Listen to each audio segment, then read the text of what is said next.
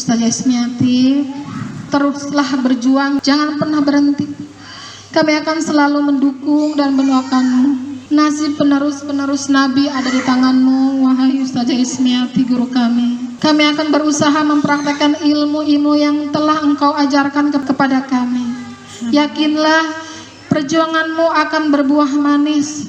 Amin. Terima kasih atas semuanya. Mohon maafkan kami jika kami kadang membuatmu kesal.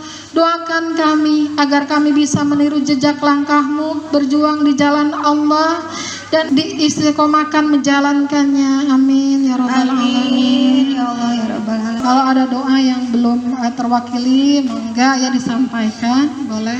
Sudah mewakili semuanya ya Bu ya. Dan ini saya juga dapat hadiah baju, saya tanpa disetrika lagi karena saya tadi masak juga repot ya Bu ya.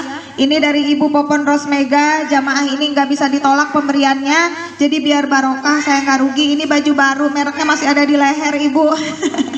Ini adalah hadiah yang bukan berarti saya mau ibu-ibu memberikan, tanggung jawabnya sangat berat Ibu. Baju begini atau apapun yang ibu berikan itu akan ada pertanggungjawabannya di akhirat nanti.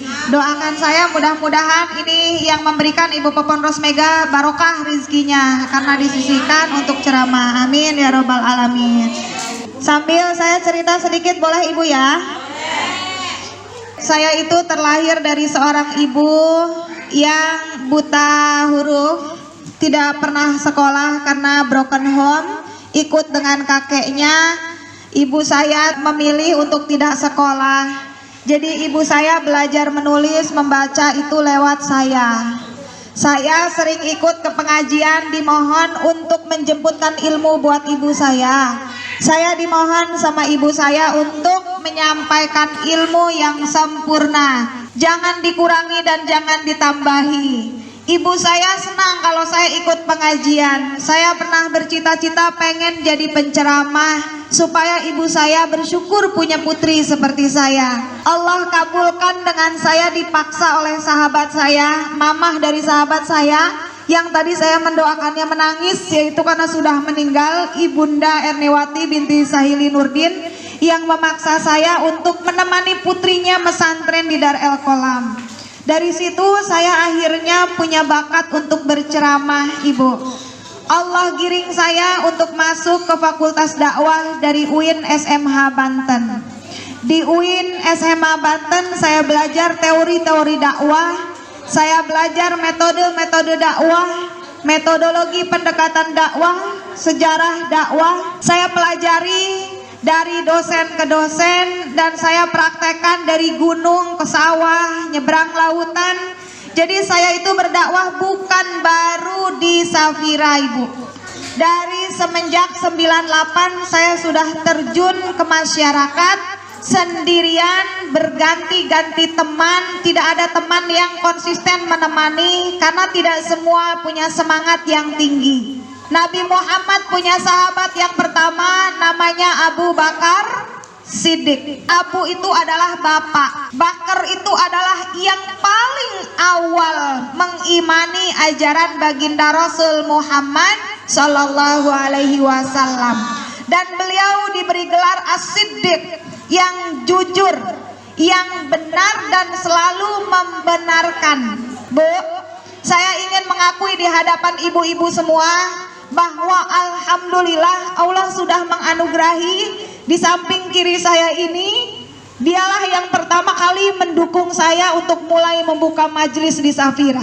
Ketika saya tampil apa adanya, saya masih pakai celana panjang, kerudung masih saya pendekkan, gamis saya punya di lemari, saya simpan untuk nanti kalau sudah tua saya pengen berdakwah.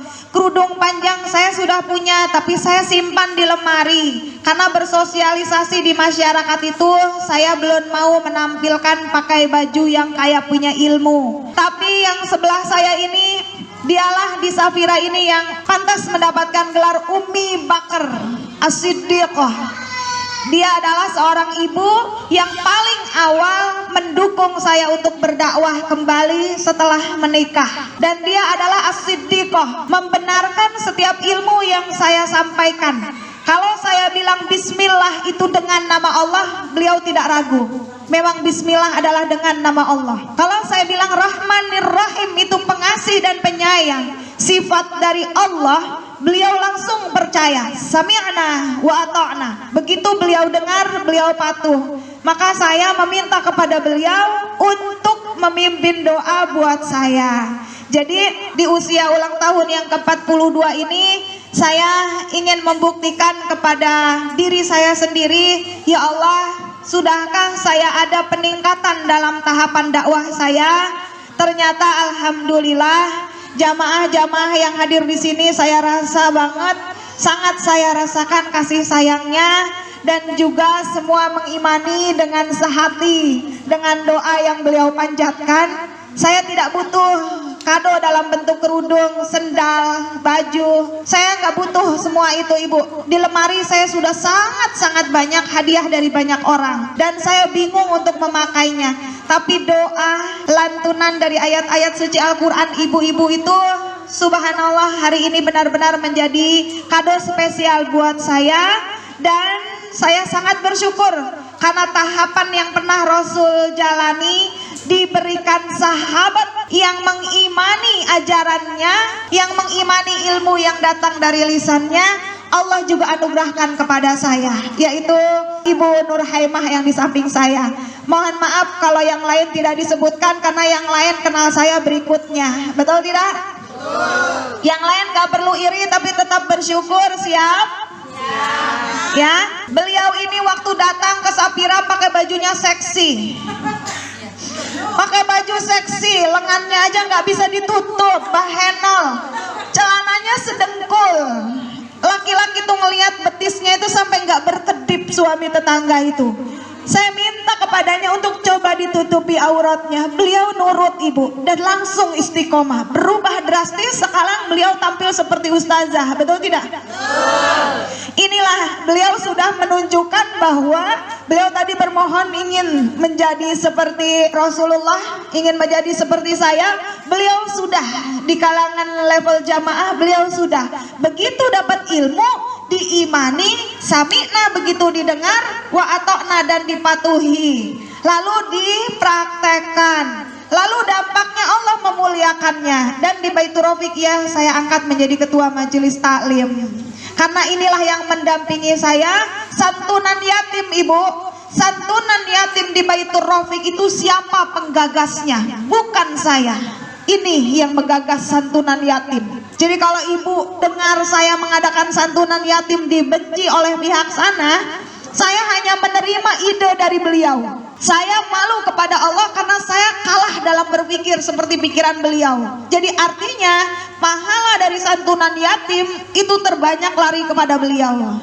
Saya berharap ibu-ibu di hari ke depan, ayo, apa yang sudah Ibu lakukan sehingga akan banyak pahala yang mengalir kepada Ibu. Ke depan kalau Allah belum cabut nyawa Ibu, pikirkan Ibu sudah punya ide apa dalam amal ibadah berjamaah. Bu Rita ngadain pengajian rutin setiap Kamis. Ibu yang mengadakan pengajian, hadir di pengajian, pahalanya ngalir buat Bu Rita. Sama seperti Mamah Dafa ini, Ibu Nur Haimah ini. Ke depan ayo punya ide apa? Contohnya Kamis pertama siapa yang jadi pemegang konsumsi? Itu ide. Siapa yang mau mengusulkan, mangga. Kamis kedua siapa yang mau menyiapkan konsumsi? Kamis ketiga siapa yang mau nyiapin konsumsi? Silakan dipikirkan oleh Ibu. Atau mau ngadakan santunan yatim juga, silakan ide.